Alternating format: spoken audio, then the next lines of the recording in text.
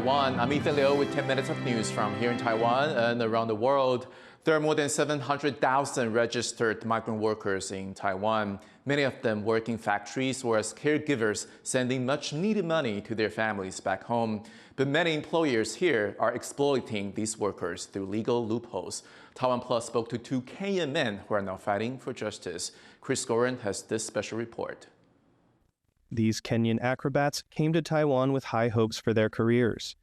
Instead, they ended up in this shelter for migrants who have been caught in disputes with their employers or fleeing abuse. Because they are involved in a potential human trafficking case, we've been asked not to reveal their identities. They say they were promised opportunities here to perform and exhibit their skills. But everything changed when they arrived in the country. There were no such jobs, and the living conditions were not what they had hoped for. The room we live in a horse stable, and it is a wooden wooden room. So it has a space which some smell of horse come up. They were told performances would come in the future. In the meantime, they were pressured to sign contracts they didn't fully understand, and were forced into manual labor at farms and recycling plants for much less than minimum wage. Even after an inspection by a local labor bureau, nothing changed.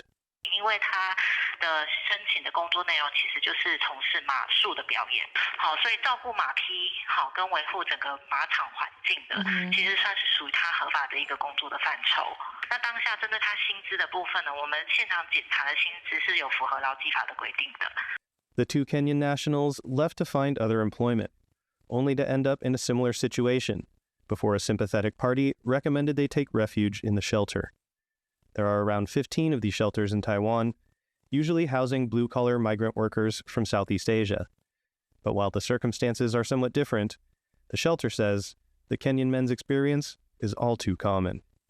To be used as of their vulnerable situation, taken of their passport, threats, intimidation, and they cannot move freely totally. It's very common for the blue-collar migrant workers to be treated like this, but some of their treatment, I would say honestly, is even worse because there's no oversight at all from the government. Under Taiwanese law, there are two classifications for migrant workers, blue and white-collar workers. Performing artists fall under the white-collar worker category, which typically requires higher pay. But when it comes to performers, employers are not required to adhere to that. And now, the Labor Ministry says the case of the two Kenyans could be considered human trafficking. 假借说是白领移工的名义做其他的一些工作活动，那甚至还有用一些胁迫、暴力的这个方式，会涉及到相关的刑责。那这个部分会来做继续的处理。But more than anything, the Kenyan performers say they just want to get back to their craft. But for me, if I can get a chance to work in a circus, I will be just grateful, thankful, because that is a talent inside me. I keep on training even if I'm not in a circus or I'm not going to perform anywhere. But because that is the thing, I do it when I was that is the thing which brings me here. According to human rights advocates, the experience of the two Kenyans lured to Taiwan under false pretenses is yet another example of how migrant workers can fall through the cracks to be exploited by craven employers and brokers. And now, they join the growing list of those who will have to wait and see if they can get justice. Scott Huang, Gino Lopez, Tiffany Wang, and Chris Gorin for TaiwanPlus. A Reuters photographer has won the annual World Press Photo Award with an image of a grieving Palestinian woman cradling her niece's body. Mohammed Salem took the photo at a hospital in southern Gaza, where families searched for relatives killed by Israeli strikes. The photo shows the woman embracing the body of a 5-year-old niece in the hospital morgue. Jury members say the image represents the impact of war. It embodies in one image all the suffering of the Gaza-Israel war, but also of any other conflict. Abandoned fishing gear is the single most harmful pollutant in the world's oceans. Harrell Hughes reports on how a group of divers in Thailand is working to clean up the waters. A thriving reef off the coast of Thailand. but on closer look, a looming threat. And a group of scuba divers is working to curb the damage. เรามีการเก็บกู้อวนประมงอยู่ตลอดเรามีชุมชนนักดำน้ำที่เข้มแข็งเรามีภาครัฐที่ทำงานด้านนี้อยู่เยอะใช่ไหมคะแต่ในขณะเดียวกันเนี่ยระหว่างที่เราเก็บขึ้นมาเนื่องจากมันยังไม่ได้มีการเก็บข้อมูลที่เหมือนกันในทุกๆพื้นที่บางคนเก็บขึ้นมาแล้วก็เก็บออกไป Fishing gear, like ropes, netting, and lines, is the single most harmful form of marine litter.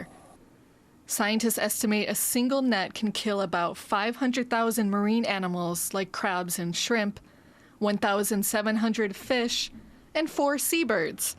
And there's an estimated 1 million tons of gear lost in the ocean each year, which breaks down into microplastics, poisoning the ocean's inhabitants. อันนี้เราผ่าซากเต่าตัวหนูเกยตื้นนะคะแล้วเราผ่าซากเจอพวกอาหารพวกเศษไม้เศษใบไม้แล้วก็เพียงค่ะแล้วก็มีเจอขยะส่วนน้อยอีกนิดหน่อยค่ะพวกเชือกแล้วก็พลาสติกค่ะ While there are several groups working to clean up Thailand's reefs, there is no formal system in place. Local NGOs are now working together to train scuba divers as citizen scientists to collect sorely needed data. And the whole community is getting involved. อยู่ไหมลองจินตนาการดูก็ได้ถ้าสมมติว่าได้เก็บขยะมาก็สามารถแยกได้ว่าประเภทของมันคืออะไร They're gathering information that could determine the extent, locations, and causes of the pollution in hopes of cutting it off at the source. พอเรามีข้อมูลเหล่านี้ค่ะองค์กรต่างๆภาคส่วนเนี่ยสามารถหยิบ raw data เอาไปใช้ต่อได้เพื่อดูว่าเราจะต้องการแก้ไขปัญหาที่ตรงไหนก่อนมันควรจะเป็นตรงนโยบายหรือมันควรจะเป็นตรงกฎหมายหรือมันควรจะเป็นตรงการจัดการ The group is teaching these recreational divers to use scientific tools for them to share their findings with marine scientists. By painting a clearer picture of what's what underwater, these citizen scientists are helping shape what's needed to be done above water for these precious reefs to survive. Eason Pan and Harel Hughes for TaiwanPlus.